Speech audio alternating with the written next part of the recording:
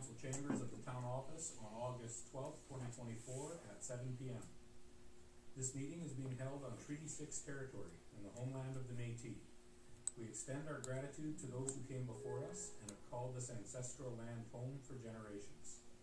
We respect and honor the treaties, reaffirm our relationships with one another, and move forward together in the spirit of truth, reconciliation, and collaboration. I call to order at 7:01.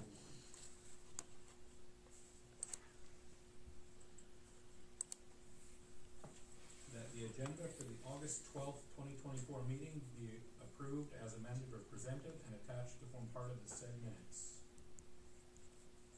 Councilor Bowden. Anybody see anything on the agenda? Any changes? All those in favor? It's gonna make a minute and a half delay. Oh. Check it again in like 5 Do we have minutes. any declaration of conflict of interest? Okay. And if you happen to see something that you missed as we get there, just make sure you mention it.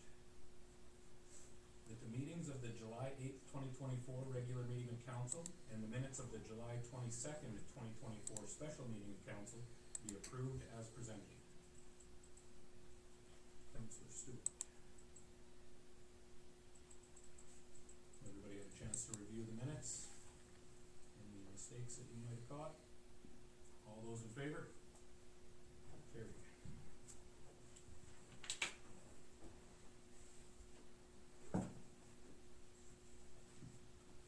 That the RCMP report for the month of July 2024 be received and filed. Councilor Vic. And with that, we will open up the floor. How are we doing tonight? Excellent. Always excellent. Again, thanks for allowing me to come here. It's always a pleasure to come and meet people of the town and doing that kind of stuff and going over this report. So as of right now, there was some changes that came out. Corporal Curtis Harbour has now transferred out. We do have a new corporal in his spot, Corporal John Tremblay. And then our new staff sergeant will be here on Monday.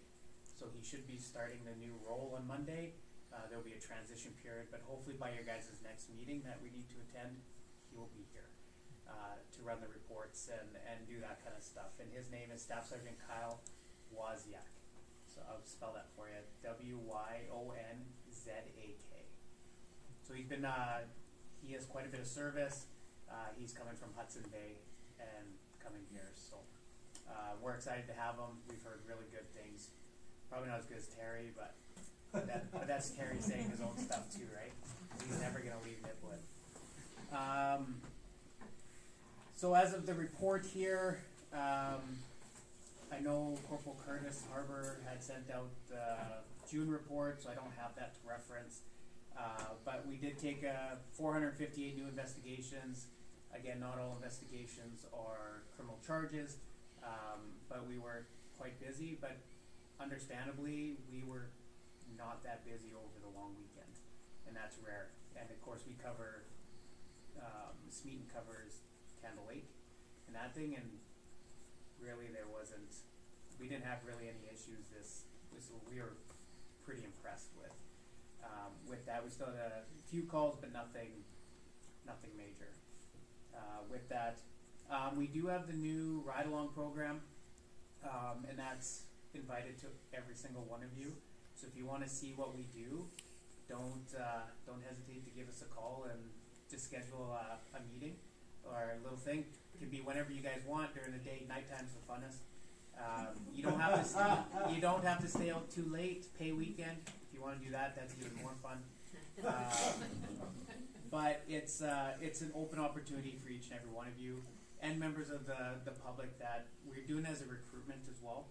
So if there's any prospective people who maybe come to you and express interest or anything like that, feel free to just shoot them our way, and we can give them that kind of give them an experience about how it is. The depot has been running this program, and what they're trying to do is So of course STEPO is the national program, right? So we're trying to get more members. And so what they're doing is they're actually taking people that are in the cadet training program now, and they're giving them an opportunity to come visit different detachments in Saskatchewan to try and entice them to stay here. Because as of the recruitment thing now, they are allowing the cadets to pick where they want to go, to kind of entice them. So they're kind of doing this, kind of meet the members, meet the detachments, and so we're trying to recruit people. But outside of that, if there's anybody that you guys know that has expressed interest or wants any information on the recruitment process, they can come for a ride along, and we can show them a little bit about what we do and go from there. So I encourage all of you to at least sign up, come for a couple hours, and maybe we'll just sit and have coffee and chat, but it's depending on the night for that. So we're still utilizing different agencies out here. So we have the scan, we have traffic services that come in, and that kind of stuff. We're still utilizing those as it says in the newsletter that we send out, and it has information about the ride-alongs and information on our new staff sergeant there. So our numbers are still maintaining. We're still quite busy with some of the houses in here. A few of our members are trying to work on some information to obtain. They're called ITOs for warrants, to try and get some of these local people that of interest. But with that, it comes with information we need from the public to source that information so that we can actually crack down on them. So if you do talk to any of your locals, encourage them to call in if they see or do anything. RCMP is based off stats, so the more stats we get, the more likely we're able to get more members. Then we get more services, and we can go from there. So just encourage them if they see something to call it in. If it turns out to be nothing, that's fine. But it does generate a stat for us, and then it allows us to be out there a little bit more. With the summer holidays, with everybody trying to go on holidays and that kind of stuff, we have been a little short, but we're still trying to maintain those minimum numbers to make sure that our coverage is fair for everybody. For that. Does anybody have any questions to me or anything? I've got one question. Yep. And this, I think we're all going to know the answer, but I'll ask it anyway. It seems like a lot of our issues, let's say, that we see happening, it's over the midnight hours, and there isn't necessarily somebody available on patrol all the time, because let's face it, nobody likes working those hours. Yeah. But they're obviously the highest traffic hours. Is there an opportunity or a way we can work on improving that, at least periodically, having some of that night coverage to hopefully ward off some of the things that have been happening? Yeah. There have been a couple of big ones just recently, so.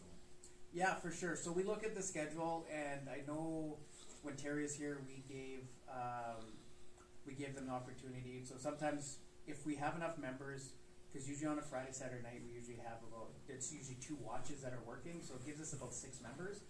And when we have those numbers, what we do is we try and split the night shift. So you'll have an early night shift, so they'll work till 2, 3 in the morning, and then the rest we'll get them, hey, can you just stay out till 5, right, and make patrols for that instead of just being on call. And usually we utilize that on the weekends, definitely during school, because most people that are working or whatever.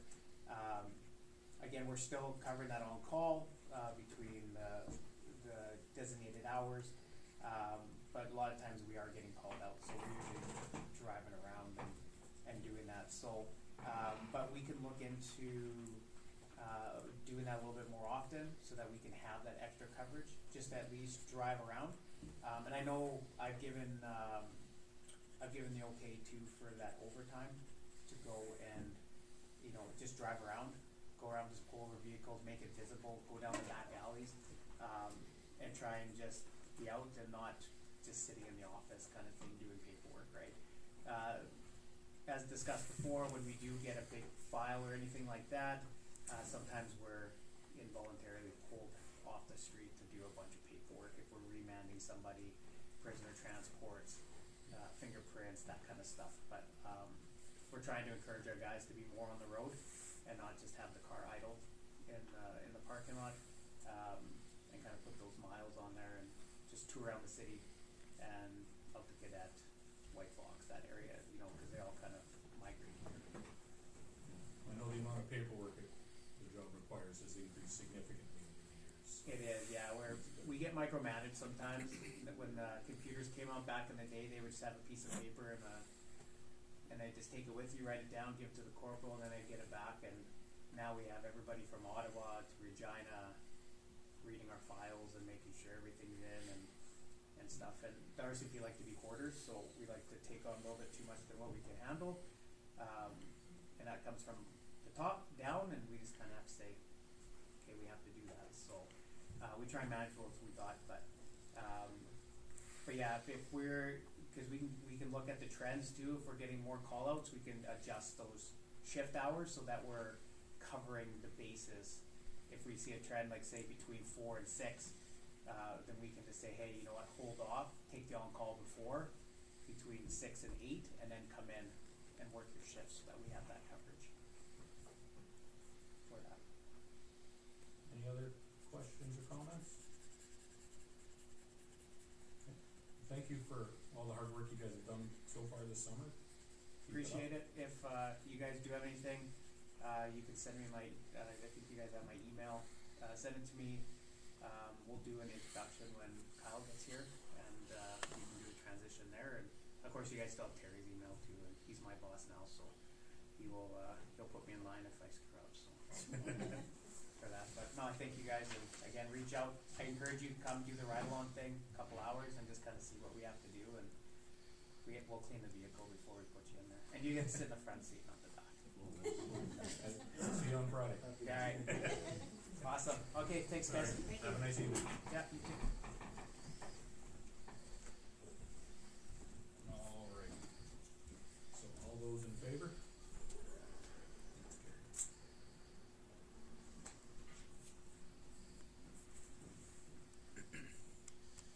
That the financial statements for the period ending June 30th, 2024 be approved as presented. Councilor Stewart. All those in favor?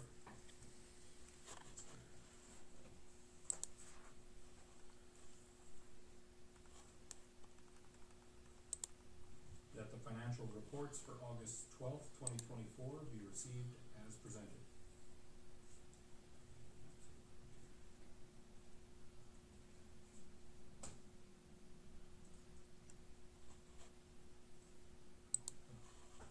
And were there any questions or comments on that report?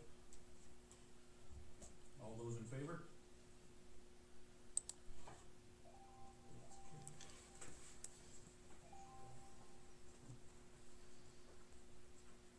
That the reports of senior administrative officials recorded as items 9.1 to 9.2.13 be received and filed.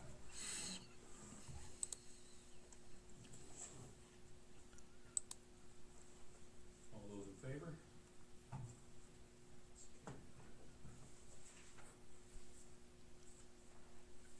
That the CAO monthly report be received and filed. And Michelle. Sure, I just have a couple of things that I'd like to highlight.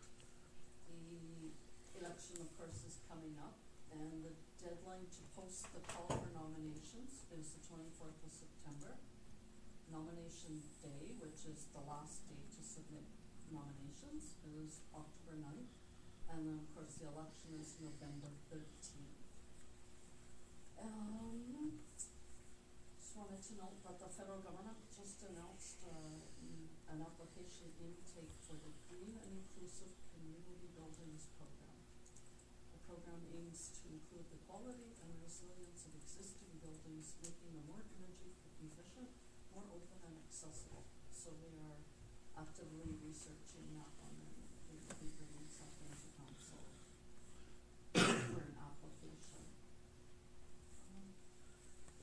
receive funding through the Targeted Sector Support Program in the amount of $10,162.50, and that's for our governance workshop coming up in November. So all of the participants will see a cost savings for coming to that workshop. That's about all I have to highlight. If anybody has any questions. Any questions at all? Alright, thank you, Michelle. Alright, all those in favor?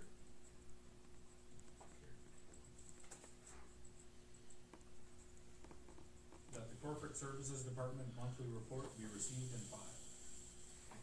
So good. And for that, we will pass it over to Maria. Sure.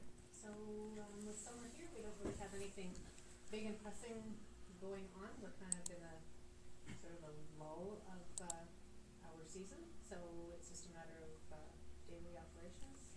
The only thing really big that I have on my plate right now is just the mill rate return that's due this week. And other than that, we're kind of just on top. Thank you, Maria. Any questions at all on this report? Alright, all those in favor? That's carried.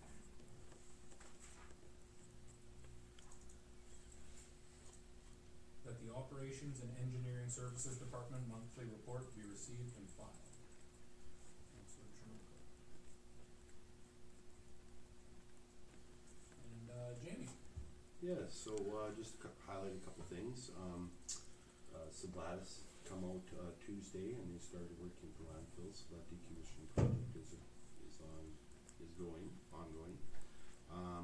Evergreen Drive Water and Sewer Loop, that is out for tender right now. It will be closing, and I'll be bringing that forward to council probably in early September.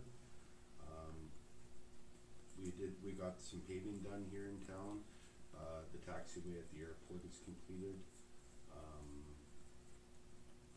Just the 3rd Street North lift station, that will be out for tender here shortly too, so that'll be coming forward, and just busy time right now. Absolutely. Yeah. Thank you, Jamie. Yeah. Do we have any questions or comments on this report? Alright, all those in favor? It's carried.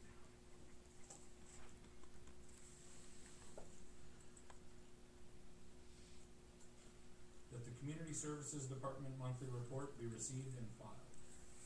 And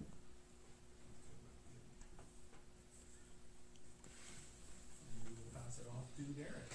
Thank you. I guess the part that I would find the most interesting out of the report is just the statistics with the social media on the website. We took them from the May to July from the last 3 years, and just some interesting stats with the following and all of that stuff, the reach that's coming out of it without not gaining a whole bunch more followers, but the increase in the amount of people we're reaching through targeted, I don't know the word exactly, manipulation of the algorithm. And then the website statistics, how much the usage is up since the implementation of the new website and that stuff. That's probably the highlight. Thank you, Derek. And do we have any questions or comments on this report? Alright, Just a question on the website. I've been on it a few times and trying to click, and it keeps saying more time, or something's getting built. It's not all the information isn't all there yet. When do you think everything's going to be there? You're talking about the plans? Is the one that you're... I clicked on, I can't remember exactly what I clicked on the website. Yeah, the plans will be this week. There'd be information that wasn't available or it wasn't there, is what I'm saying. So I was just wondering, if it was getting built, is there a plan for when it's going to be done? It's ongoing until if you could maybe give me the information that you know is missing. We try to update it as we go, because some of it is information that I don't know the answer to it, right? So it's coming from other places, and I don't know where you're talking. So Okay. Yeah, no, I would have to look, but I remember one time looking, I think, for the dog catcher's number one time, and then another time for a policy, and none of the policies were there. So. The policies should all be on there now. But at that time, there They've was- been there wasn't updated, that, so I was- it's kind of ongoing, especially with the rebranding and with the policies and stuff like that. But anything, if you notice anything missing, just let me know, and we can get it put on there. I'll let Michelle know. And she'll let you know. Okay. Thank you, Sheldon. Any other questions at all? Comments? All right, all those in favor? That's carried.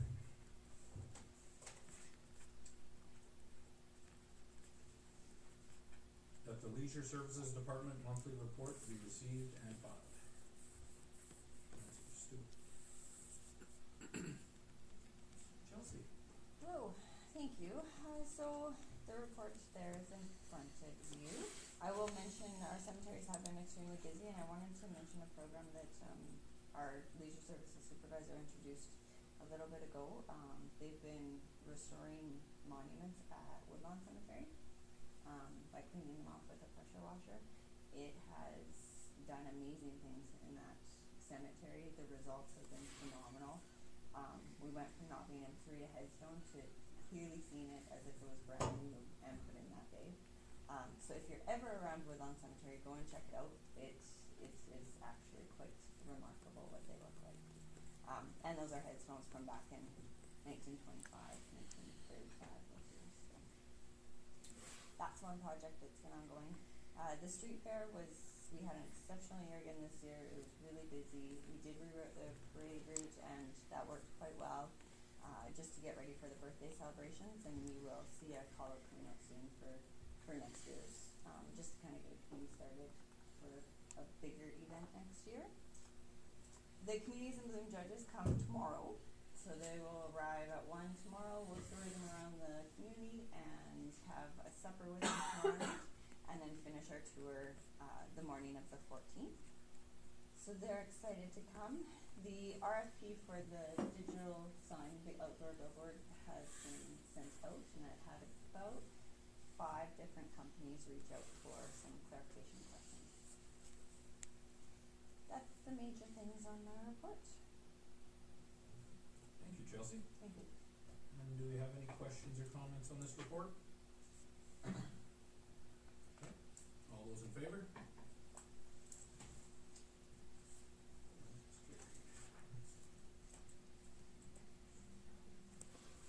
That Protective Services Department monthly report be received and filed. Councilor Chinoka. Now I see that we don't have Paul here to present. Did you mention anything specific? There was not a lot we wanted to point out, Okay. just if you had any questions, we can answer them, take them back and answer for you. Did we have any questions or comments on this report? All right, all those in favor?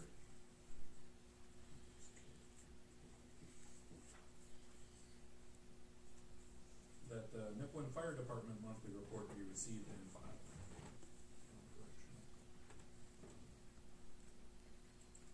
And again, do we have any questions or comments we can forward on this report? Okay, all those in favor?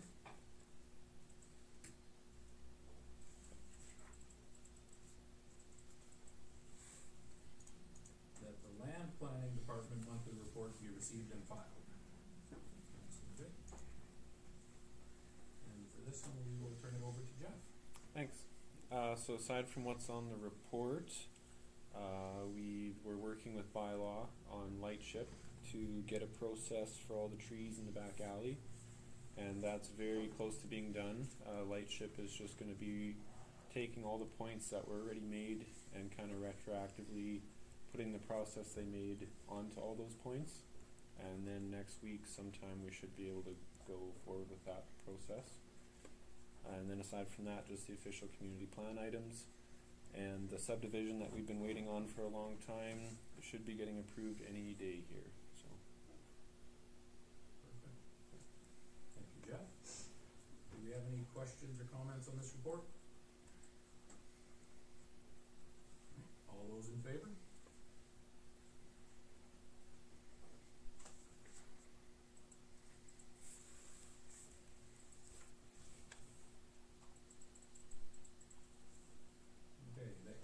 hereby agrees to submit infrastructure investment plans to Canada Community Building Fund to allocate the funds towards the Evergreen Drive utility loop as recommended by the GM of Corporate Services.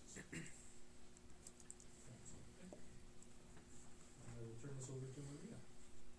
Sure. So, since 2005, we've been able to actively pursue funds from the formerly called the gas tax from CCDF. We've received almost $5 million in funding, and we just have a small portion of funding that we've already received. The funds were received in 2023, and we just need to allocate it to a project, and so that's what this application is for. It's just to send it in, get the funds allocation approved, and then we're done with the program and wrapping that up at the end of 2024. I believe that the program is still active, but at this point we don't have anything ongoing with them other than just this final allocation of funds. At this point, Saskatchewan and the federal government have not reached any agreements yet. There's been a number of other provinces that have agreements with the feds, but Saskatchewan does not yet at this point. Thank you. Do we have any questions or comments on this one? All right, all those in favor? That's carried.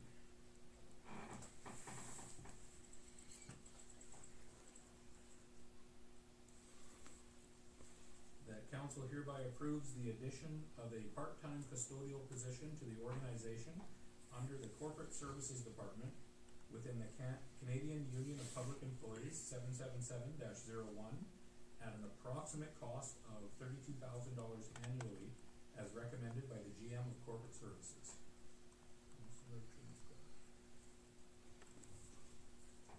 And we'll go back to Maria again. Sure. So, as the report states, in July I brought forward an RFP recommendation for hiring a custodial company to come in, and there was some discussion about maybe having that done locally and in-house. So that's just what this is. I've just gone through and tabulated expenses for hiring a laborer at the entry level wage and split between this building, the Enterprise, and then several other of our facilities around town. And this would be actually quite fulfilling. Perfect. Thank you. Do we have any questions or comments on this? We've talked about it at great length before. Sheldon? Just have a comment. First of all, thanks for looking over what the position would cost, and I'm very happy to see that it's within the cost of the tender and everything else, and actually a little bit lower, and giving somebody an opportunity to have a job and everything.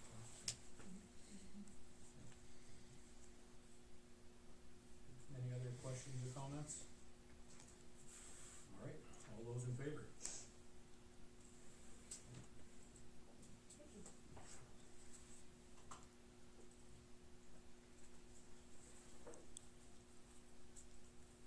The council hereby agrees to award the landfill site office tender to Atco Structures and Logistics Limited for the quoted amount of $133,363.90 plus GST as recommended by the GM of Operations and Engineering Services, with funds to come from GL account capital number 441410820.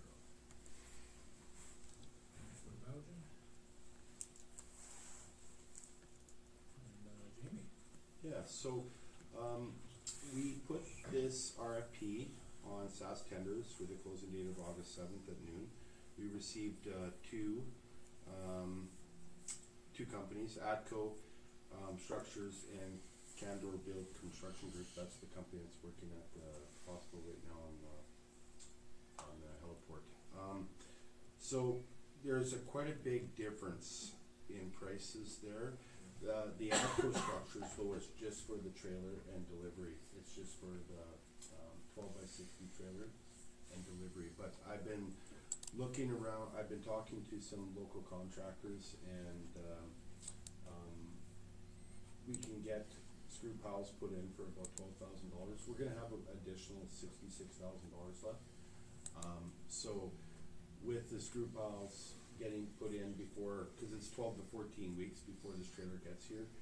We're gonna be doing some of the work in-house as well with our works and utilities department. We have 2 plumbers, between the two, so that we can put in the sewer system, the septic system, and the water system, or the sand point, and then structurally, get the screw piles put in, and then, the skirting. And we should have enough money, to complete everything under budget. But I think this is the best way to go, is just get the office ordered and delivered. Any questions? Any questions at all? Sheldon? Just a comment, Mm-hmm. and you'll probably hear this a couple more times. Pretty excited to see things, starting to roll and get things done, cause this was in the works for a long, long time, so. That's great, I appreciate it. Next one is. I'm asking for more money next one, so. Yeah. Let's approve this one, then we'll talk. All right. All those in favor? Yeah.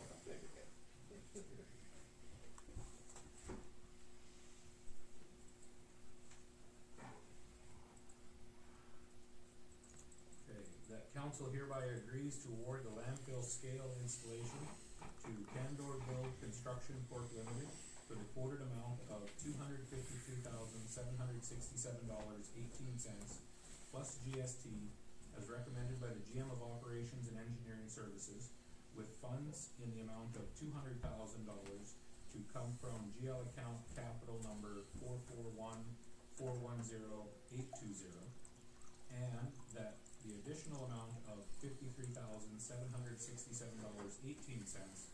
to complete the project to come from GL account landfill reserve number 310100509. Councilor Bellinger. And Jamie. Yes, so again, we put this RFP on SAS tenders with a closing date of August 9th at 12 o'clock.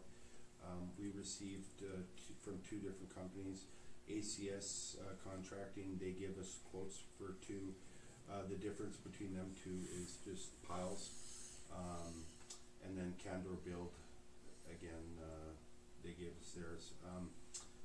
It's pretty basic. It's just to install this scale, $53,000 over the 200,000 we had allotted. I did get quotes last year. It's gone up again. Like everything, it's getting frustrating, but it is what it is. But yeah, so the one thing that's missing here is you have to get it registered. They have to come and scale out or make the scale operational. You have to get an outside company to come in. It's regulated by the government to make sure that everybody's it's scaled out and reading properly. So I reached out to a gentleman from southern Saskatchewan. They're one of the bigger companies here in Saskatchewan that does that. They said about $5,000 to get that completely hooked up and ready to go. But that, by the time that this scale is in, the office is put in, and things like that, that's going to be an early 2025 budget item to have that. But I also do have some money in the landfill operational budget that I could get that done with funds too. So, but, yeah. Thank you, Jamie. Yep. Do we have any questions or comments on this one? Sheldon's happy. It is good to see the projects getting done. Yeah. All right, all those in favor? That's carried.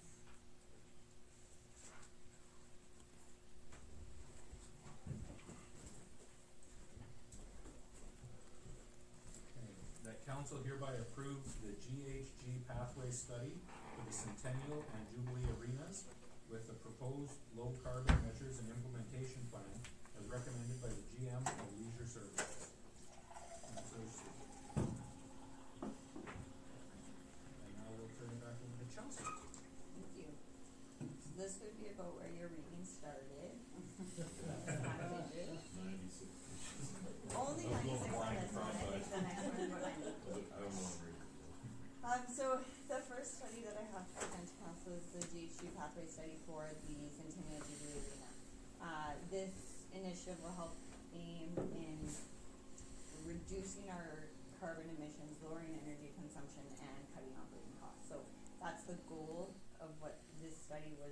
set to do.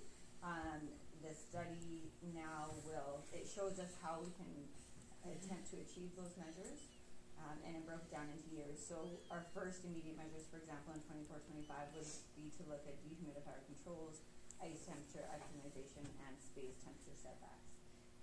So things like those items will be included in the 2025 budget, if it's something that's not within operating means financially to do right now. We do have an implementation workshop set up with Enerlife and Simcoe to start reviewing the study in length and get exactly all of the items we need within the study to make sure that we understand it before we implement it. So really the report for council tonight is just to accept it, ask any questions if you have any questions, and know that we're looking at now for the next several years budgeting towards a lower efficiency facility. That would be it. Questions? Thank you, Chelsea. Jeff? Oh, I have lots. Oh, God. Alright, right. The grants for this, just the $200,000 80% grant, is that correct? For this? Oh, to do the study? Yeah, not to do study, but if we do any of the projects on here. We haven't crossed that bridge yet. I don't know what grants we'll be looking at for this. But just looking something at that else. GHG grant, there was.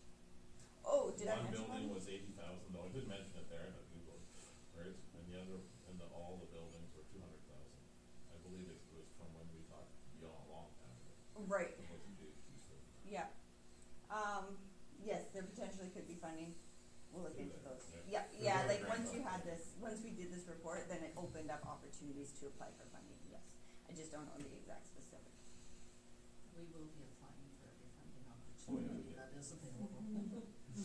Cause just to point out some of the, math isn't much, right? We just looked at the 2025 four things you had here, right there. The capital, just in the rank I'm looking, would be $124,400 for those 4 units, with the Yeah. savings of $4,102 for the year. That's a 3.29% return on investment. That without grant funding, there's just no way we can possibly do No, that, exactly, right? exactly, So and it doesn't make any sense.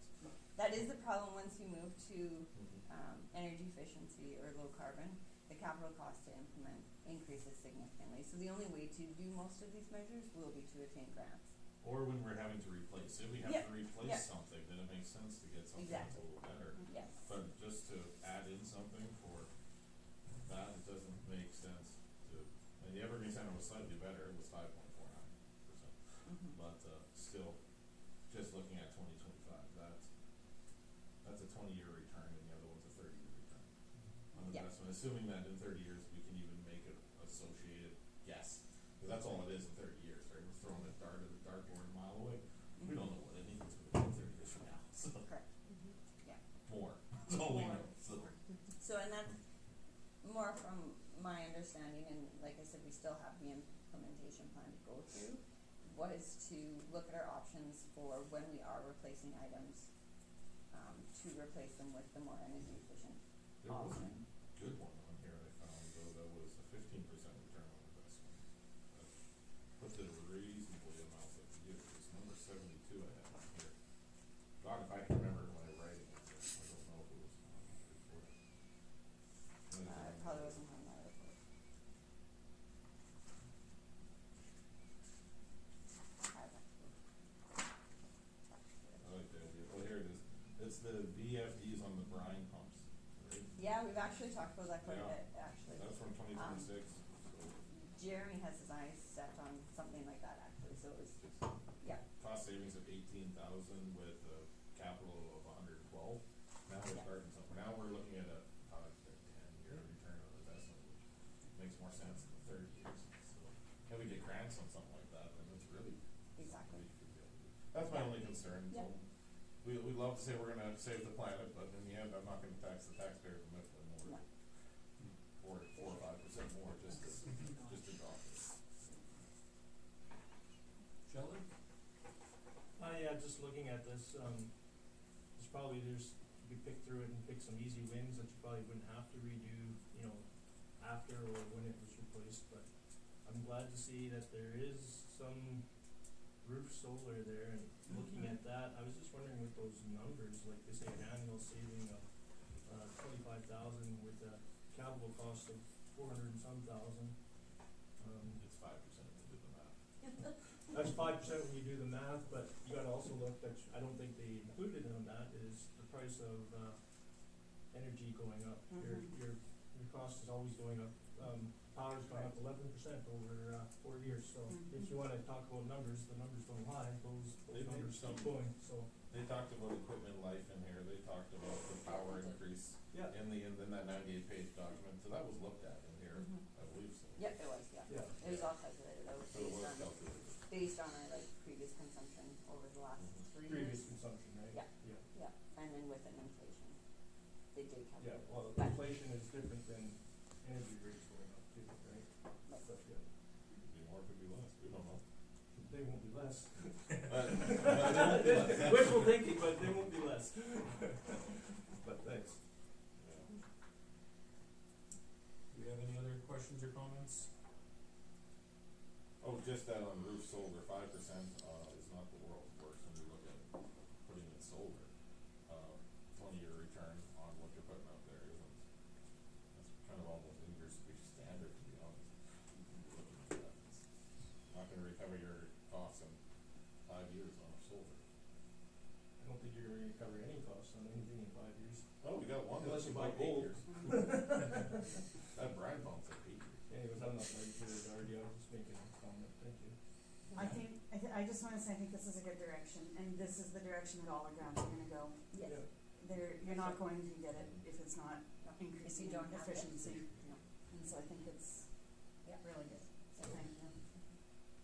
I think what Jan said was the purpose of the application when it started was the future grants depend on having a grant like this in place.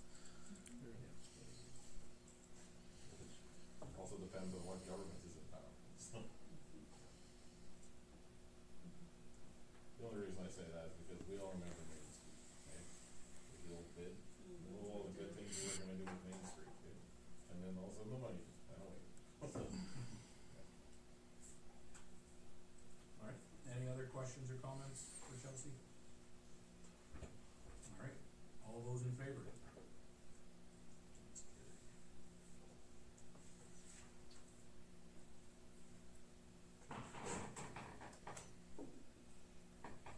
That council hereby approves the GHG pathways study for the Nipawin Evergreen Center with the proposed low carbon measures and implementation plan as recommended by the GM of Leisure Services.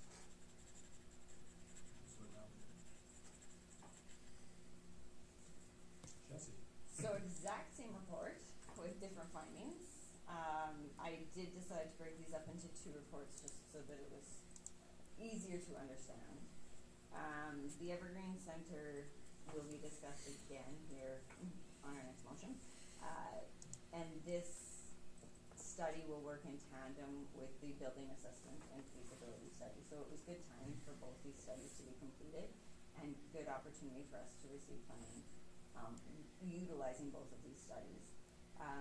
This study did find that the Evergreen Center is actually quite inefficient, which we did know, but quite a bit worse than in the Centennial Jubilee Arena.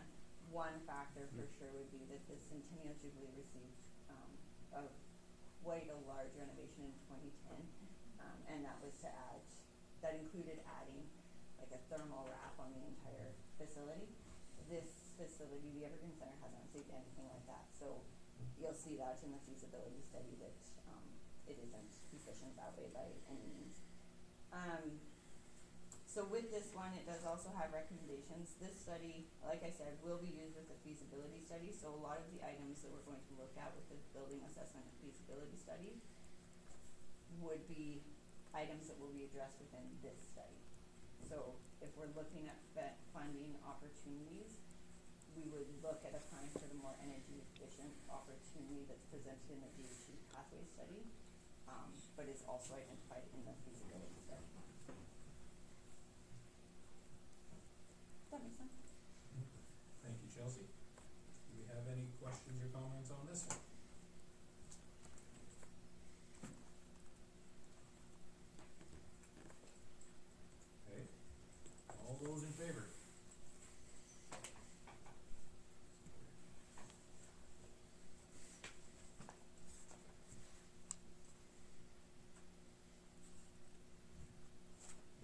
council hereby authorizes administration to proceed with step 2, the preliminary design schematic design as presented by AOBBT Architecture and Interior Design in the Nipawin Evergreen Building Assessment and Feasibility Study as recommended by the GM of Leisure Services.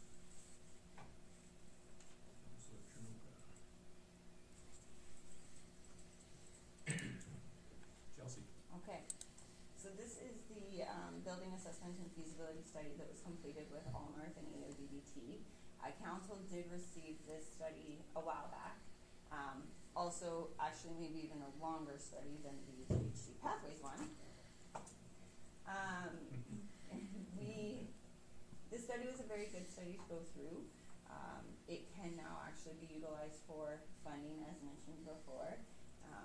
Our CAO had mentioned earlier that there is a federal funding announcement that's just come up. It opened September 4th. I believe administration will be recommending that council apply that funding towards the Evergreen facility, or will be recommending that.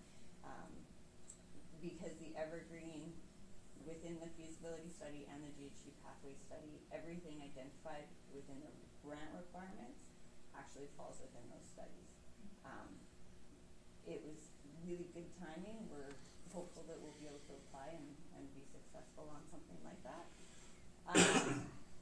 So what I'm asking council for right now is just that you accept the report that was presented by AODBT and Allnorth, and that you authorize administration to start working towards the preliminary design. So in this report, it does show council what the facility's at in terms of the HVAC, the mechanical, the structural.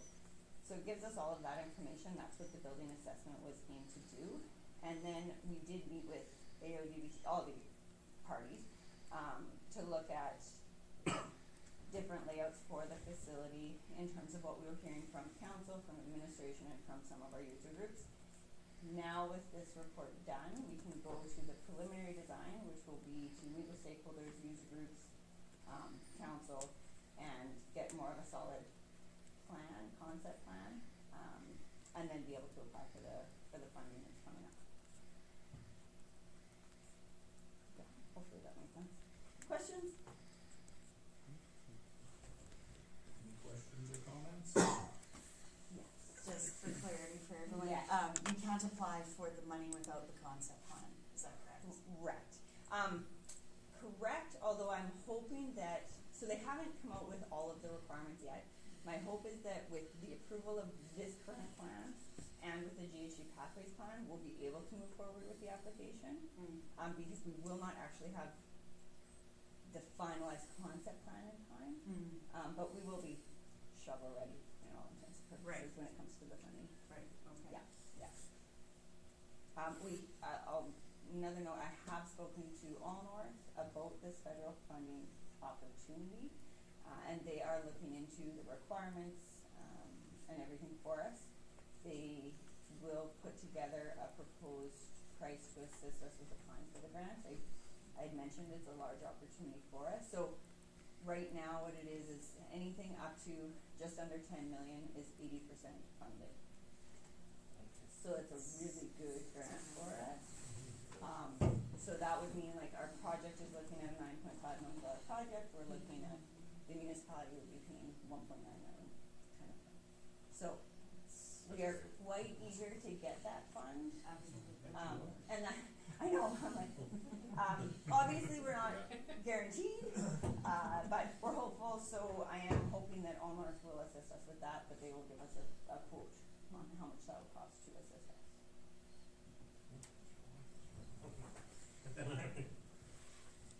Any other questions then, comments? All right, all those in favor? That's carried.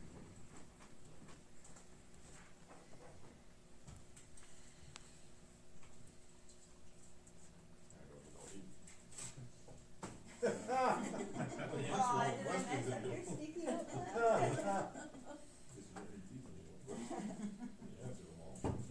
Perfect.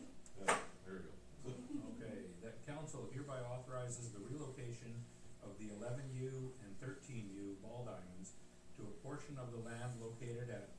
US 335014 west of the second, extension 5, adjacent to the water treatment plant as recommended by the GM of Leisure Services.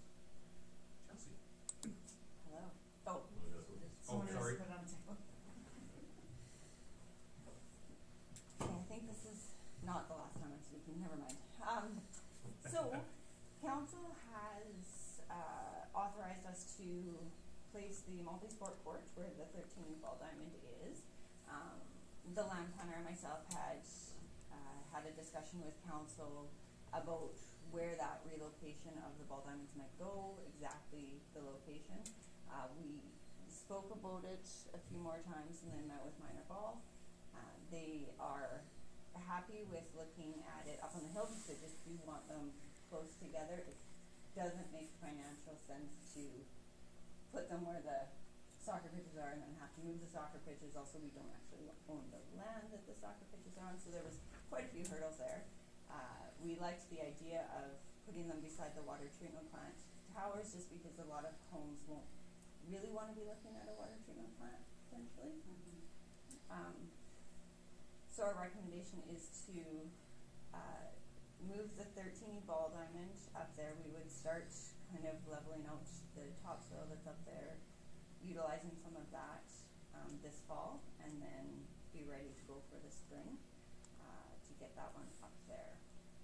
I have spoken with another municipality that just built some ball diamonds.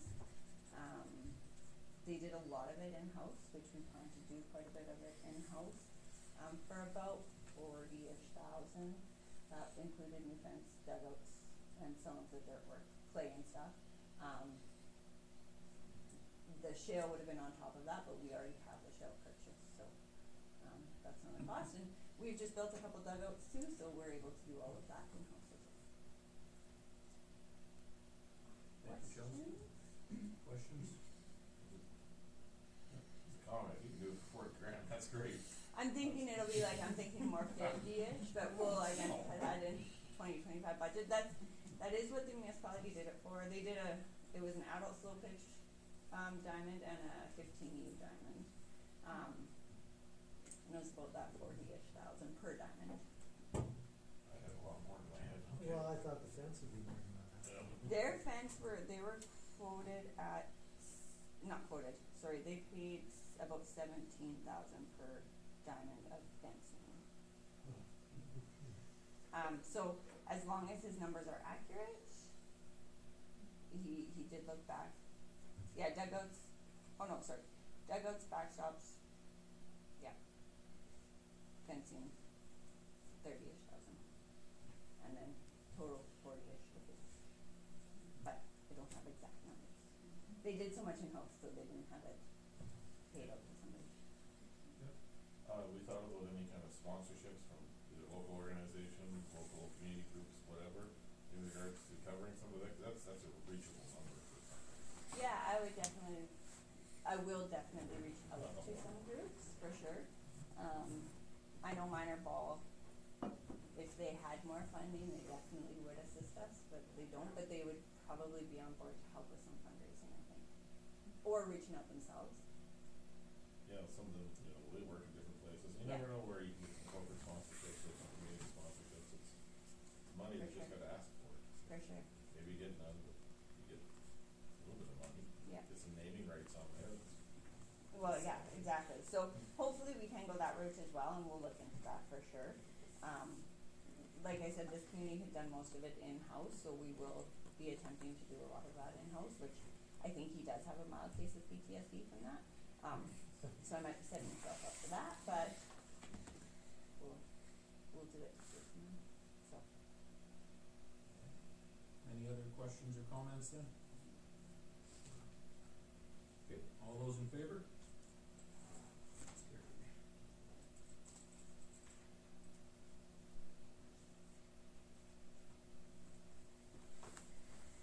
The council hereby approves the accessibility recommendations contained in the Nipawin Accessibility Study 2024 as presented by the land planner.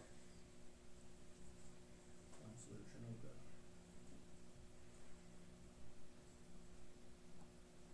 And we'll pass this one off to to Gavin, if we may. Okay, Gavin? So this was a study that we've done based on the strategic plan goals for improving accessibility and transportation for people with mobility issues. So there's two main things we looked at was accessible parking and sidewalk ramps. So with the parking, we presented a ratio for parking requirements for accessible parking to non-accessible to implement into the zoning bylaw, and then create an implementation guide for the parking and ramps, and then also kind of presenting priority locations to implement either accessible parking or sidewalk ramps. And obviously this is more of a long-term plan, but just to get it implemented for future implementation processes. Thank you, Gavin. Yeah. Do we have any questions or comments on this?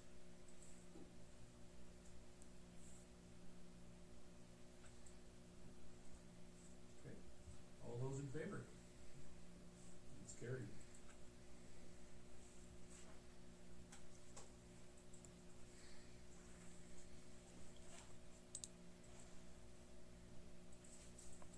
The council hereby approves the consolidation of lots B, C, and D, Block 4, Plan CQ 386, which is 1100, 1102, and 1104 9th Street West, as recommended by the land planner on the condition that the proposed development be completed. Survey. And we'll pass that one off to Jeff. Gavin. Okay, Gavin. So this is a storage compound at 9th Street West. Obviously, they're wanting to expand, so they purchased the two adjacent lots to where they're currently located. They have an approved development permits. It's about $80,000 in investment, 12 more units that are going in. The lot that's adjacent to the west of their property already has been consolidated for the exact same use. That's kind of it. I guess the other big thing is if it's consolidated, the two base taxes would be lost for the two lots that are being consolidated. So the estimated loss in tax revenue is about $3,400 for that. Any questions? Thank you, Gavin. Do we have any questions or comments on this? Okay. All those in favor? That's carried.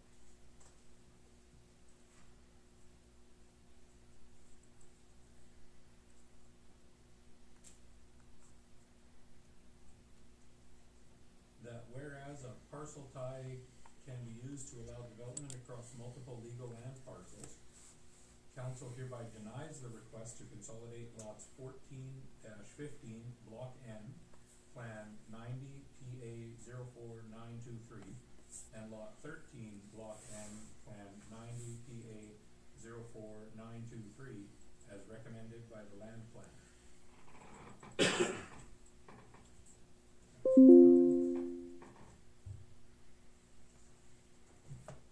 Gavin? Yep. So this is a request for a home addition. It's going onto the back of their house. They have approved development permits. However, the development doesn't actually extend onto the lot they're wanting to consolidate, but it does come within the setback regulations. The lots could be sold separately if the addition is done. So they need to either get a lot consolidation or a parcel tie. But just based on the fact that the development doesn't actually extend onto the affected lot, we're recommending a parcel tie for that. And I guess the applicant could reapply with a more extended addition onto the affected lot if they're really wanting to get that consolidation. Thank you, Gavin. Do we have any questions or comments on this one?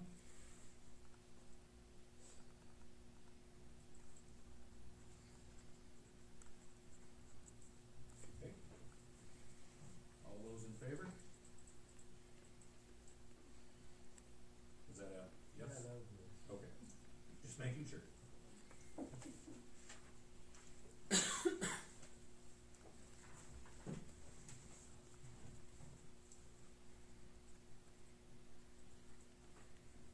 council hereby agrees to set a price of $40,000 plus GST for the property located at parcel C, Plan 67 PA 14383, as recommended by the land planner, and that the parcel be made available for public sale. Councillor Bowden?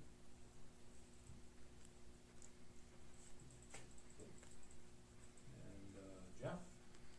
Yep, thank you. I'm realizing I forgot to include a picture in this report. I think there was a picture in one of the attachments though. So this is the 10 acres that the town owns that is along Tyndall Avenue on the way to the regional park. It's just on the north side of Tyndall Avenue, and it's located right adjacent to the residential development that exists in the RM in Nipawin. We had a purchase request for this parcel in the past, and at that time council had wanted administration to work on a growth plan. And so with our discussions about boundary alteration and our discussions with the official community plan, we kind of know where growth is going in the future, and it's not really in this area. So that those conditions considered, and that servicing is not really recommended because of the high groundwater table here. We're looking to get a price on this property, that way it can be offered for sale, and then members of the public will be able to bring forward their ideas, and if any are, you know, are satisfactory to council, then we could consider selling it. But at least this would allow us to put a price on it and say that, you know, we're willing to sell it. Thank you, Jeff. Do we have any questions or comments on this one? I might have missed it. How did you come up with the price? We had the property appraised a couple of years ago, and then I increased the price by a little bit. Okay. Any other questions or comments? All those in favor? It's carried.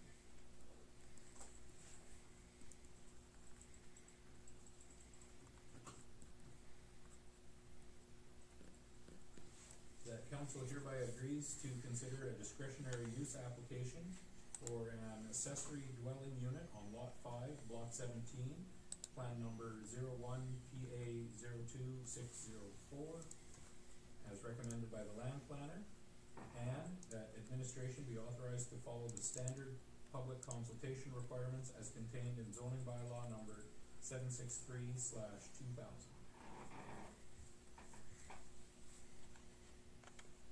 Someone else has to put up their hand next. Okay, Councillor Stewart. There we go, I waved my hand with the finger, And we'll pass this one off to Jeff again. Thank you. So this is for a discretionary use application. There is already an approved development permit for a shop building at this location, and the applicant's wanting to put in an accessory dwelling unit in the shop, and so then they'd be able to live there as well. The discretionary use is that it's a residence in an industrial area. The zoning bylaw does allow that as a discretionary use. There's enough information currently for us to do a full technical report, and this would be to, I guess what we're recommending is that council consider the discretionary use, and then we'll do up a full technical report, get comments from the public if there are any, and then at a later council meeting we would present the full technical report and council could make a decision on the application. Thank you, Jeff. Do we have any questions or comments on this one? Sheldon? So this is just, I guess, allowing the process to start, correct? What is the cost associated with doing the work to get this like So the applicant would have to pay us $600, and then we do our advertising in the newspaper for a week. We send out letters, and then there is a cost to do the application itself. I believe it's $100, and then whatever funds are left over from that $600 get returned to the applicant. But the applicant pays for the advertising, the letters, and the fee. Does that include your time also on the road? Not fully.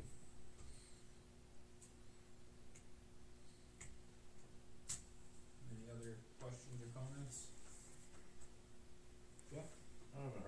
placing where this building is. Right south of the Emmanuel Baptist Church. Oh, right in there. Okay, that helps. Straight east of the highway, Benjamin. Yeah, I mean, by the highway. The one that we were talking about before, yeah, that's the, about subdividing the property. that we were done with that one. Yeah. Well, it was not put there, now he's added. Oh, is that it? Okay. I got a little bit lost. Thank you. Maybe by this time I'm reading all this stuff out.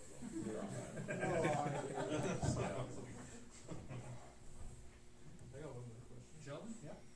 So, I think before it was just going to be a storage building, now what is involved for us to be servicing this lot? And who's gonna be on the price tag for that? So there won't be any servicing. It is in an area of town where there's no intention at this point to put in services, so he's allowed to do a septic and a sand point.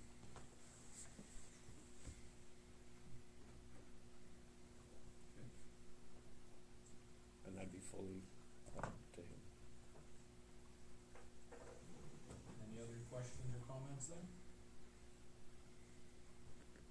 Okay, all those in favor? That's carried.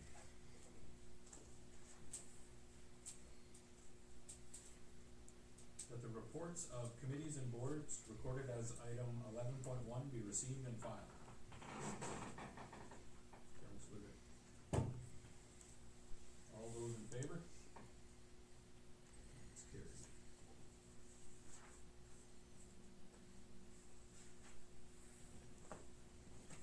That the communications recorded as items 12.1 to 12.3 be received and filed. Councillor Stewart. Everybody had a chance to read those? So, all those in favor? That's carried.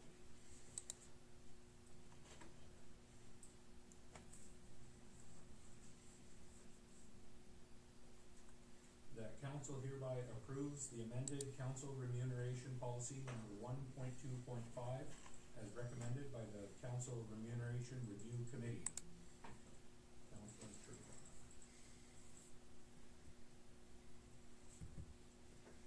Michelle. Sure, our council remuneration policy currently provides for us to advertise and engage a committee of citizens to review the remuneration.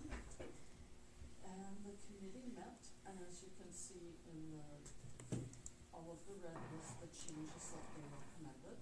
The first one being that they didn't think it was maybe necessary to have a review committee at every election, should council choose to go the route that they're recommending.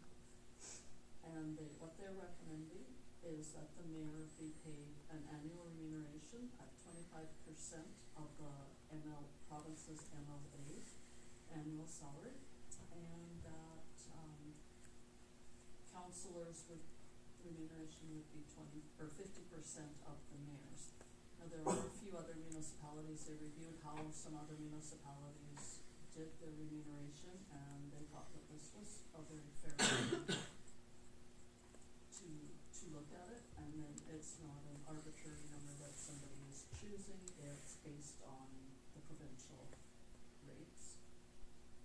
And they recommended that it be effective on the first day, the first of the month following the municipal election, so in this case it will be December 1st.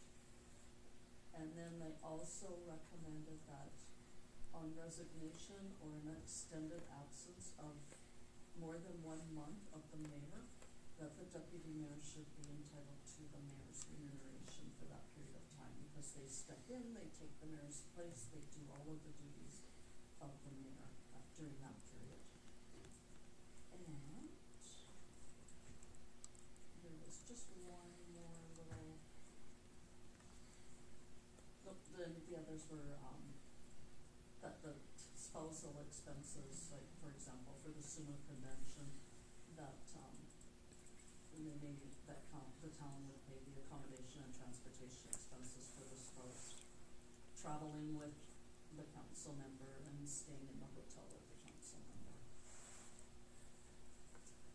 So they met, they reviewed about 5 or 6 other municipalities' remuneration rates, and this was their recommendation.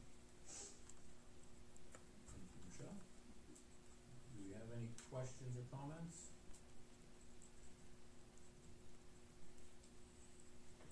I'm gonna call for a recorded vote on this one.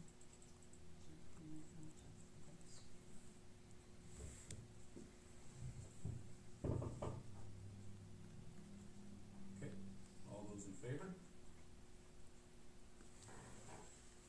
And opposed? You can clarify as to why? Based on my campaign, when I ran, I said I wouldn't vote in favor of an increase at that time. Okay.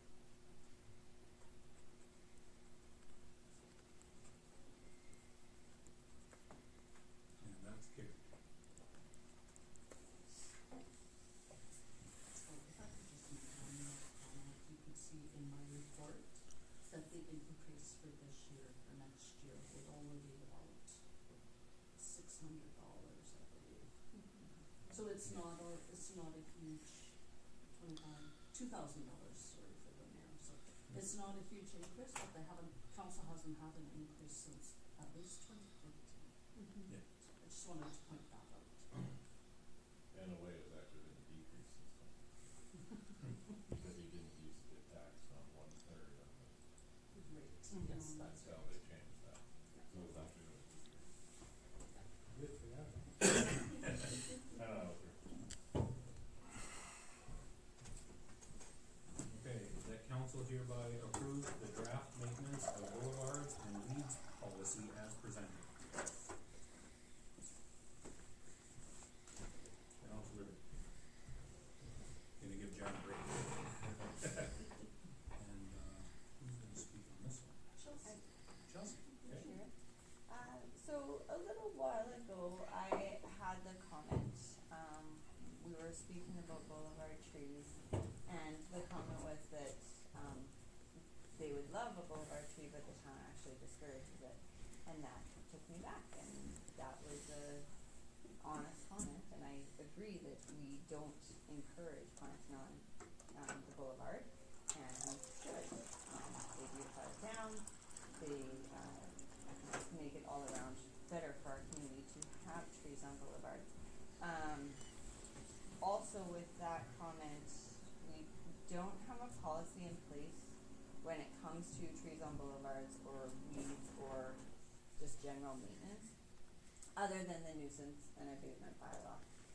But I do get quite a lot of calls or frequent calls regarding a boulevard tree or weeds or what have you, so we thought that it would be good to start with a policy, and put that in place, or recommend council to put that in place, and then if the need arises to move it to a bylaw, but start out with a policy. Just, giving specifics on maintenance of boulevards, maintenance of trees, and who's responsible for what when it comes to planting those trees. It also lists on the back couple pages our recommendations that we have for residents on what trees they could or should plant. And that's kind of the policy. Is there questions, comments? Other than you don't like jack pines and they shouldn't be on there? I love them. I know, So, me too. I have one question. Yeah. Years ago, we talked about, putting something in the policy that when the town cuts down one tree, they plant two. Yes, I figured that. Would that fit in here, or would that be?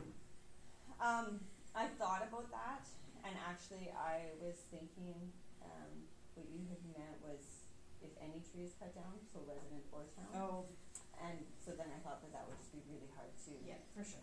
manage. It is something we could definitely put in, although we are doing a lot of tree replanting, so aside from the 300 that fell on 3 of our parks last year, we have replanted quite a number of trees, this year and the previous years. So we could include it in here if council wanted.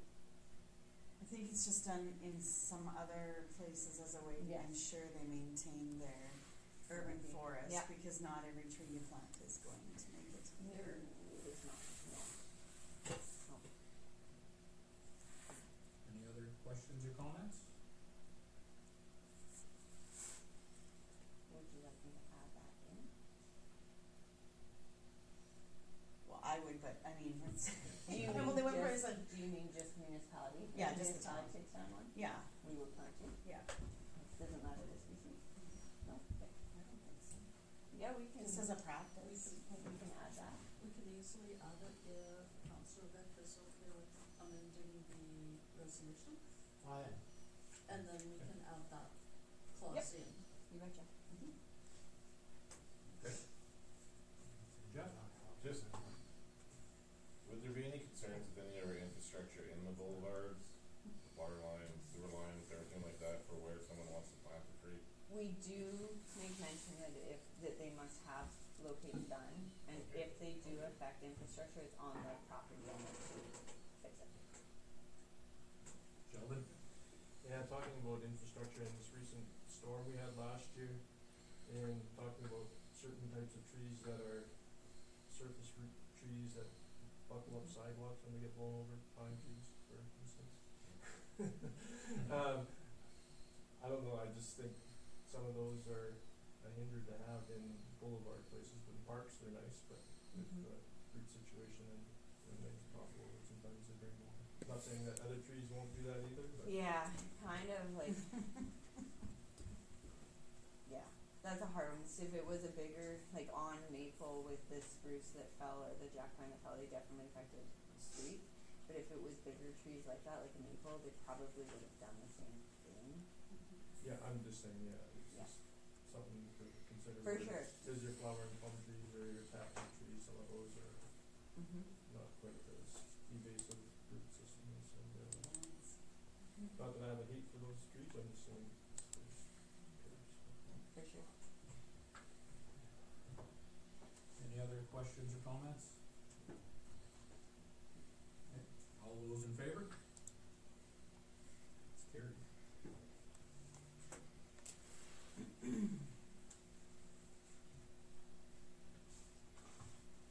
The council hereby agrees to enter into the fire suppression and rescue services agreement as recommended by the regional fire partners at the meeting held Thursday, June 12th, 2024, and that the mayor and CAO be authorized to sign the agreement on behalf of the town of Nipley.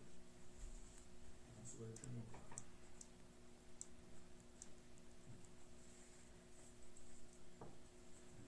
Paul is not here, we have a little bit to.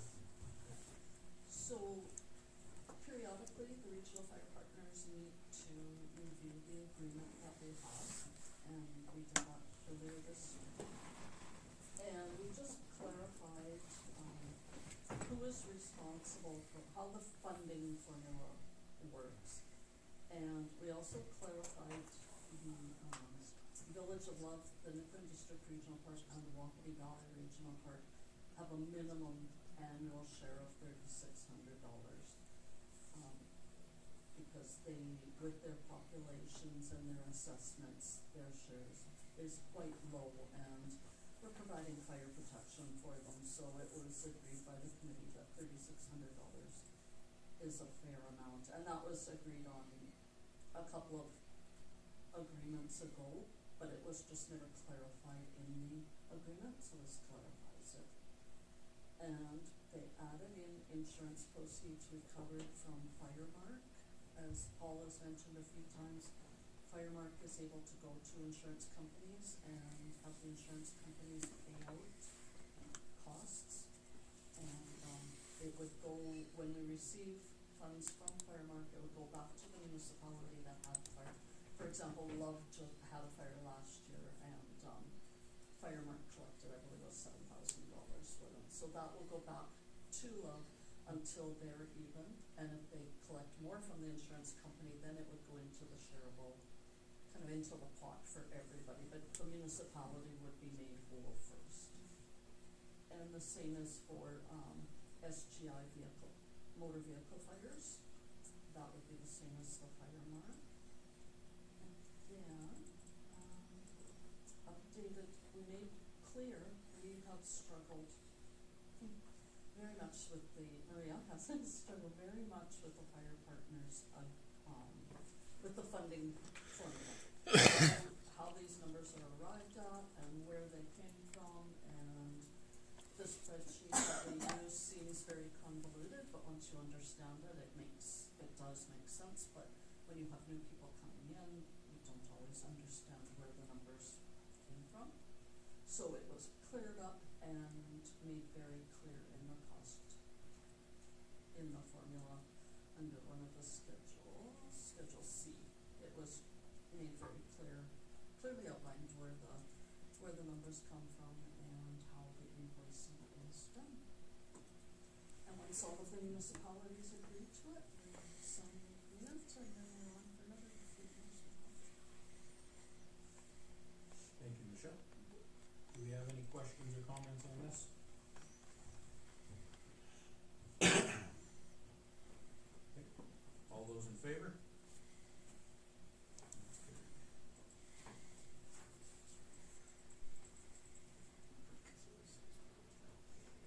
That council hereby approves payment of all accounts to August 31st, 2024.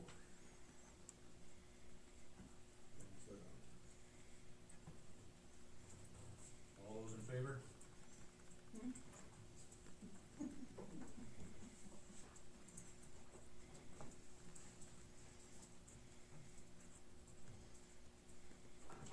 That bylaw number 1181/24 being a bylaw to amend the traffic bylaw number 1135/21 be read a second time. Councilor Stewart.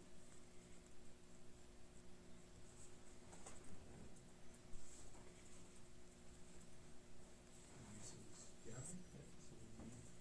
So we presented this the first time at the last council meeting, I believe.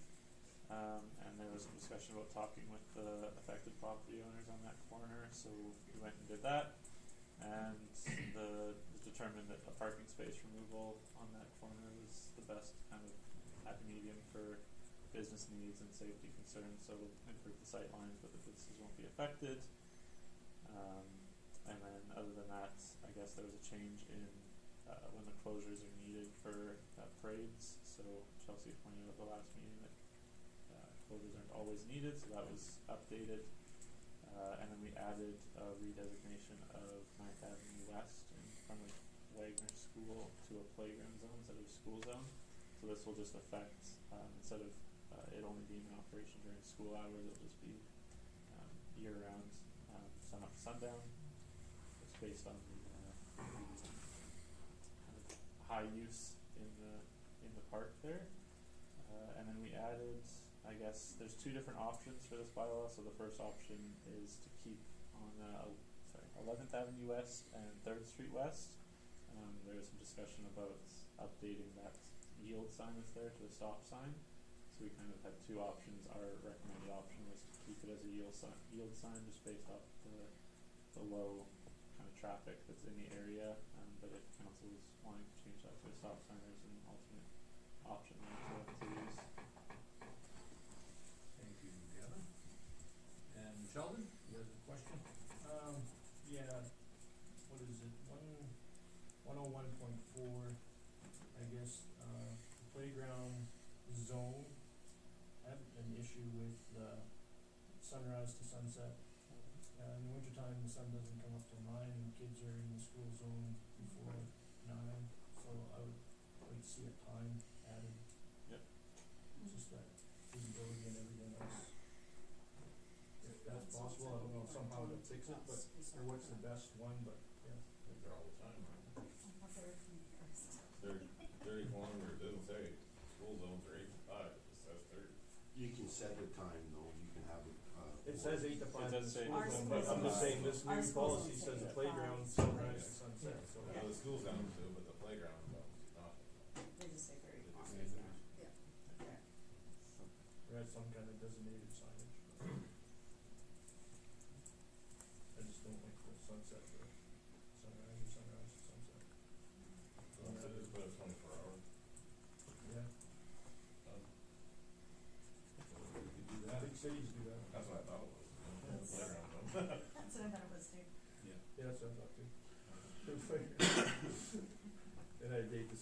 said 8 to 5. So. Playgrounds are safe places for kids no matter what time of day, so it's. And I can just comment as well, this request actually, we've talked about it briefly, but, the request did come from a concerned grandparent, not myself, I don't care, but there was another concerned grandparent, his grandchildren play there very regularly, and he just asked if there was something that we could do to, So is it And- possible to change that then? we can change it from a school zone to a playground zone. But I'm just, well, it says it already that it's getting changed. I'm talking about the Time. concept, the time. Yeah. Yeah, that could be- hours. Yeah, so there's that section 3 interpretation be amended to include the following, and then there's playground zone. This is on page 2 of 3, and then at the very end of the playground zone definition, it says from sunrise to sunset. So we could just strike that off, and so it'd be 30 kilometers an hour. 24 hours. I think that makes sense. We've discussed this before, and it's not on here, but when we talk about that 9th Avenue, the four-way stop is at, I believe, 5th and 9th. And then, what if we moved that to 3rd and 9th, and then you would simply have a 30 zone between the two 40 zones, between the two stop signs on that road. Right now, you stop at 5th, you drive to 50, you slow down to 30, right? Through the school zone, and then through the other zone, and then you end up stopping. And when you come the other way, you actually slow down to 30 before you hit the four-way, about 4 feet before you hit the four-way, and then you speed up again. So it just never understood that. Something I've seen here for ever. If we just moved the four-way to 3rd instead of at 5th, that's the street that Abrahams is on, which has a lot of traffic. And between the four-ways, it's 30. So Fifth is also very busy too, and I think that's why it's there. So, Make it the whole you way. don't wanna move a problem either, right? So I think it would need Yeah, we a can- more, I think it's worth considering. Maybe there needs to be the addition of a four-way or something, right by Wegmans, so that'd be another traffic four-way. gets slowed down. That's right, we can Well, absolutely. that's about that.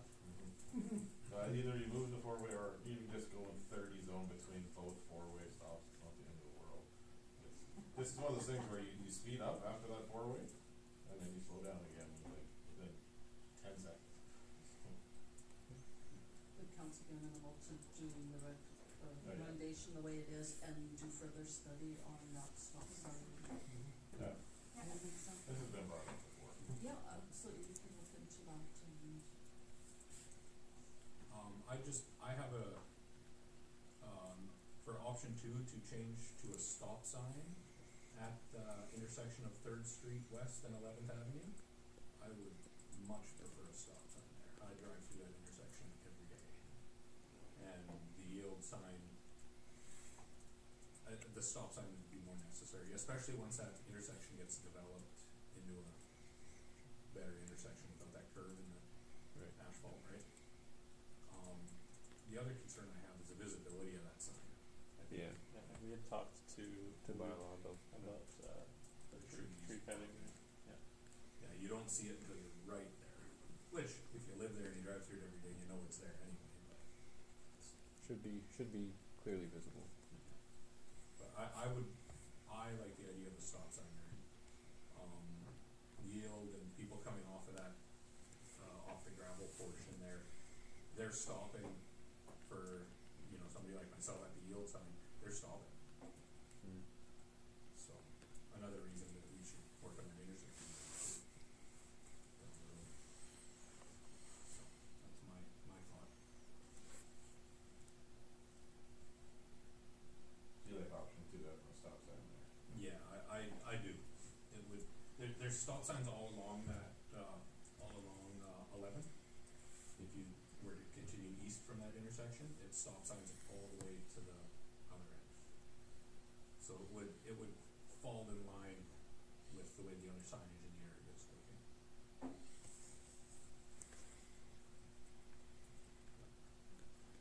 That's just my That thought. doesn't matter to me.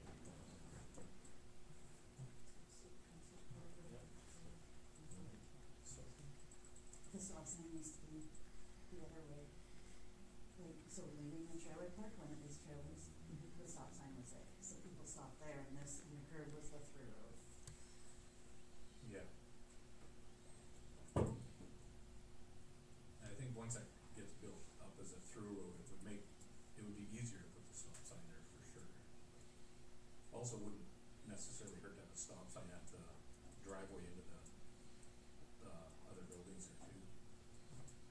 people coming out of their parking lot there for the housing. Well, where do you stop? The stop sign. Exactly. Yeah, that's the problem, There's a eh? big stop Yeah. sign then over at this part of the building, but I'm coming out of there, under the street. I mean, having one on either side of, traffic on 11th, and third should be a straight through. No, I'm Those talking to lanes. people coming out of the complex. Well, they're coming out of that complex without stopping for anybody. Yeah, I know, I'm just saying, no, I thought that's what you're talking about, from the stop sign. I'm okay with either option. Is that on here? Or is that for, Yeah, there's two options there, to either keep a euro sign or change it to a stop sign. no, 3? I think how many people are using Third from that direction? How many houses are down that road? Not many at this point. 5. Yeah, yeah.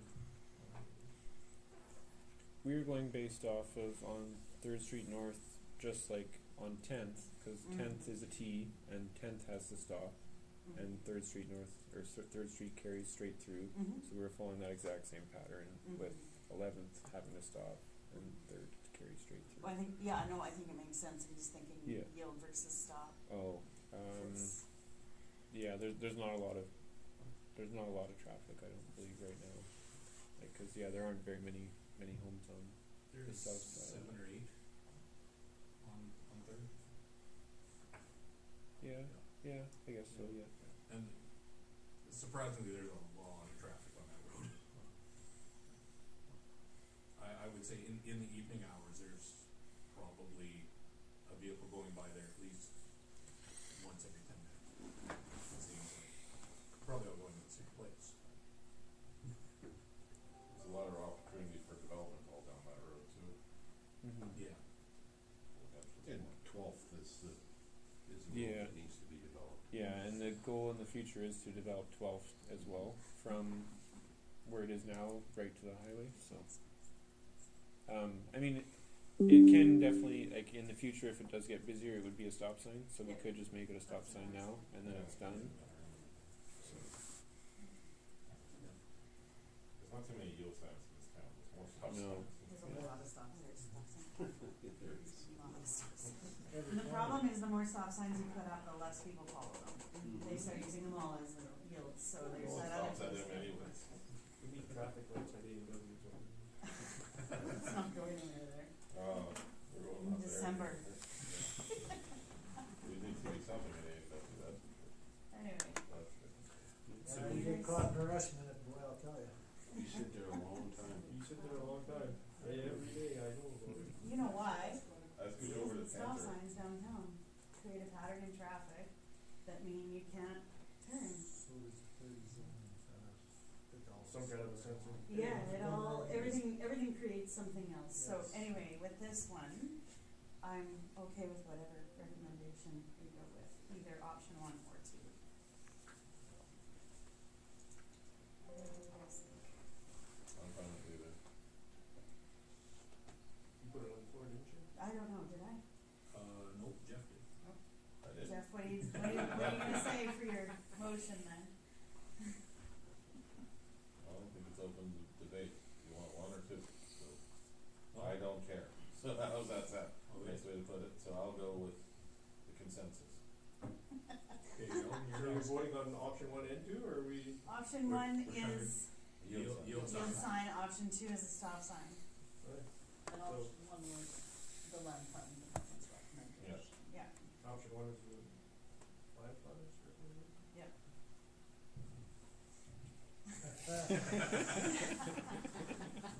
I was trying to make it so we had less stop signs. Yeah. You did want to order in another stop sign. Okay, let's vote. Like on question. Well, we have to pick an option, don't we? Yeah. Because Yeah, they're we both need to have an on option. They're both listed. They're both listed. Alright, 2 for me. 2 Huh? for you? 2 for me. 2 for me. 2 for you? 1. 1? Okay. Well, He's going I've made my opinion out. I want number 2. Yeah, That's there what you I'd go. like. So, okay, so the vote will be on option 2. There. Alright. No more questions or comments. No. Call the Okay. question. All those in favor? Just knock it out. Carries. There we go. I'm just gonna make a note on here. That's a long conversation we had. So when we wake up at 5, it's Sarah almost my playground past my games. bedroom. So that's great. Yeah. I was going cross-eyed reading that 90-page report. I missed a few things after that. That bylaw number 1181/24 being a bylaw to amend the traffic bylaw number 1135/21 be read a third time and finally adopted. Councillor Stewart.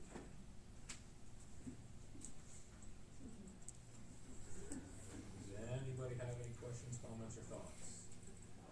Oh, All those in favor? That's carried. at least David won't get stop sign at third.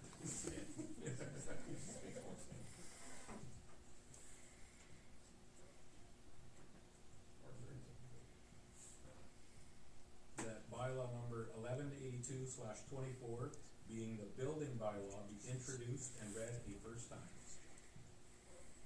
Sure. I know. I'm not signing it. Okay, Jeff? Okay. So we wanted to change some pricing in our old building bylaw, but the province had adopted the new Construction Code Act. And so to do any amendments to our old building bylaw, we had to adopt a new building bylaw, which we had done some work on that previously. The province had made a model building bylaw, so we went through the model building bylaw and the changes that we had from before, mashed them together, and then this is what we have as our new building bylaw. So it includes everything that we had from our old building bylaw that's been converted over to meet the new act, the new ideas that were in the draft bylaw that hadn't been approved yet, and then anything we could have taken out of the model building bylaw that we didn't think of that was in there, that's all been put together as the building bylaw. Thank you. Do we have any questions or comments on this one?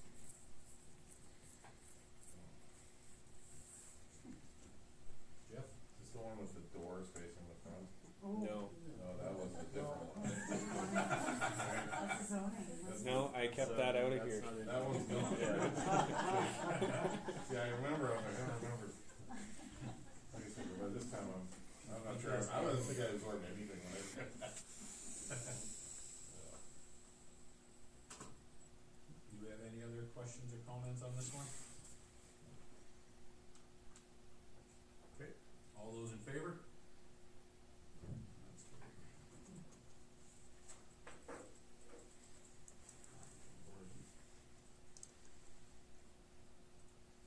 That bylaw number 1183/24 being a bylaw to set fees and provide forms for building activity be introduced and read a first time. Councillor Stewart. Jeff? So this is the companion bylaw to the building bylaw that sets out the forms and the fees that are in the building bylaw, or that accompany the building bylaw. The forms are gonna be, well, they're in the process of being put into government frameworks, so they'll all be available online, and they'll be part of the whole government frameworks model, where if an application comes to me, I'll be able to review it. As soon as I hit review, it'll automatically save it, and it'll do a lot of automatic processes that I'm not even too sure what they are all yet, so, but it should be a big time saver. And then it also sets new fees, so we did increase the fees for building. Before we had a minimum charge of $100. Now our minimum is still $100, but that's only if you're building something from $0 to $5,000. If you're from 5 to 10, it's $150. If you're from 10 to 15, it's $200, and that's to more closely align with the fees that we get charged from the building inspectors. And then we have two different rates. If you're using Municode, it's $5 per $1,000 of construction. After that. And with B&B enforcement, it's $550. He's slightly more expensive, so we did create a separate fee structure. And what else? we just went over the deposits for moving and demo of buildings. We increased those forms. They were $5, now they're $25. Things of that nature. So. Thank you, Jeff. Do we have any questions on this one? Sheldon? I might have missed it, or I just heard you say demo, fee, is that included in something like this, or that's new here? That's included in here. Yeah. So we were at a fee of $5, and then we increased it to $25.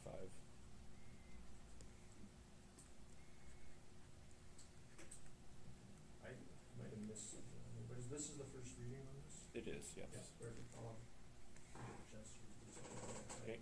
I reviewed some of these, and I'm gonna say I didn't review this one as good as maybe as I should, so. Any other questions or comments on this one?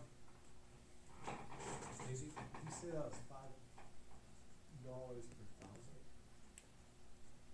For which, sorry? for the builds, like you had increments of items. Oh, yes. Yeah, Yeah. so like if you're building a house as example and say your house is $200,000, yeah, $5 per $1,000 of construction, that's your building permit fee. Unless you're going with, B&B. Right, then it This would is a be, little bit higher. yeah, then it would be $550.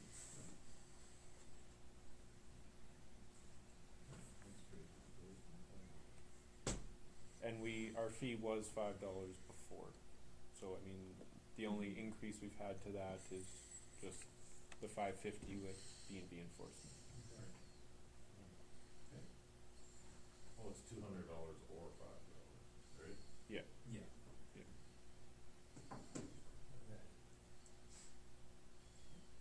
Any other questions or comments?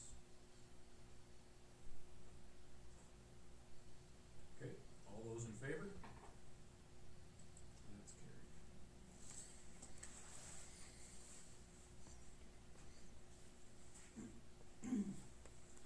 That bylaw number 1185/24, being a bylaw to amend the business license bylaw number 1104/20, be introduced and read a first time.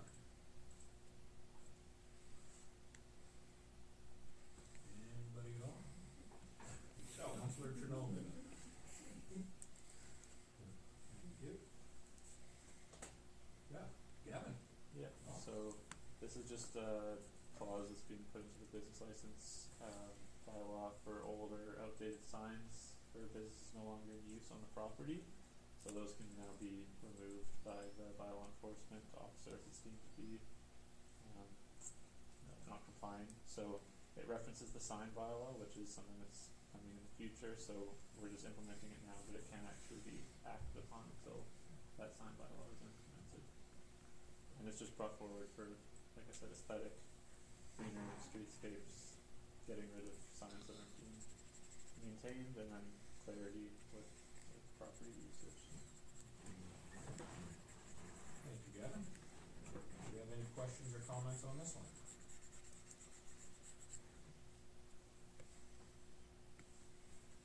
All those in favor? It's carried. That bylaw number 1185/24 be read a second time. Councillor Stewart? Do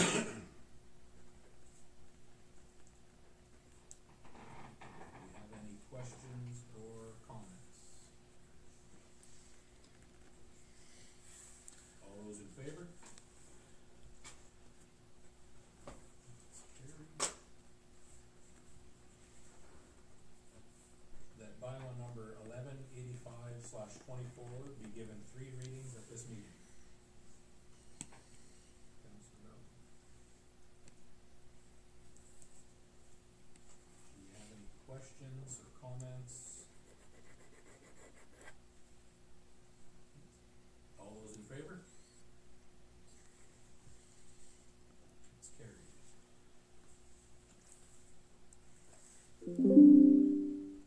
That bylaw number 1185/24, being a bylaw to amend the business license bylaw number 1104/20, be read a third time and finally adopted.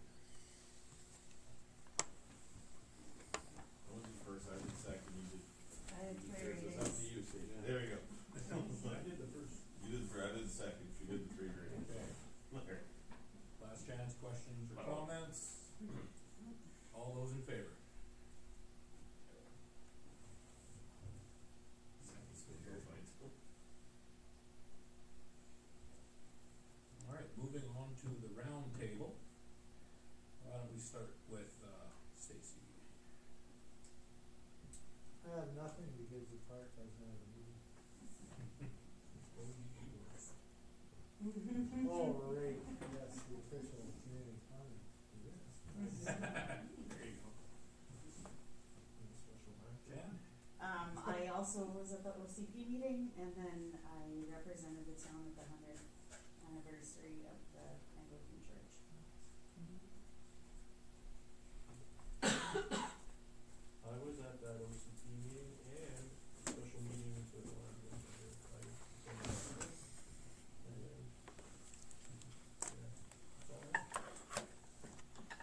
Yeah, I had those two meetings, one attended by phone, the OSCP meeting, and I was in that groundbreaking ceremony for the heliport. Yes, so that is being built as we speak. Very happy to say that. Perfect. On July 14th, I was in the Nipwin Parade. Just a thank you to Nipwin Chrysler for a vehicle for that. The 19th, I attended the final Barwa meeting. So, that's it. We just saw It's just all the corporation again. Yeah. all the stock that's a celebrate that. On July 22nd, I was at the heliport groundbreaking, as well as the special meeting of council, where we discussed the decommissioning for the landfill. The 25th, the OCP meeting, so I'm actually looking forward to seeing that go to the public down the road. So. On July 31st, I had a meeting with the RCMP, Constables McKay and Tremblay. At that meeting, we discussed quite a few issues surrounding crime, our call volumes, the staffing issues they're facing. They advised that we could reach out to the Crown Attorney to request an information day around concerns that we may have with, people being arrested multiple times and consistently being let out with very little happening. So that's something we could look at doing into the future. They also advised that in the future, in order to improve and expand the coverage within Nipwin itself, the best option would be to grow our community and go after city status. That's a big difference. There's a huge cost difference, There's so. a huge cost difference. It's $1 million. Yeah. On August 8th, I attended the rules and did a welcome at the Premier's Walleye Cup. And today I was out at Cumberland House for their 250th. So,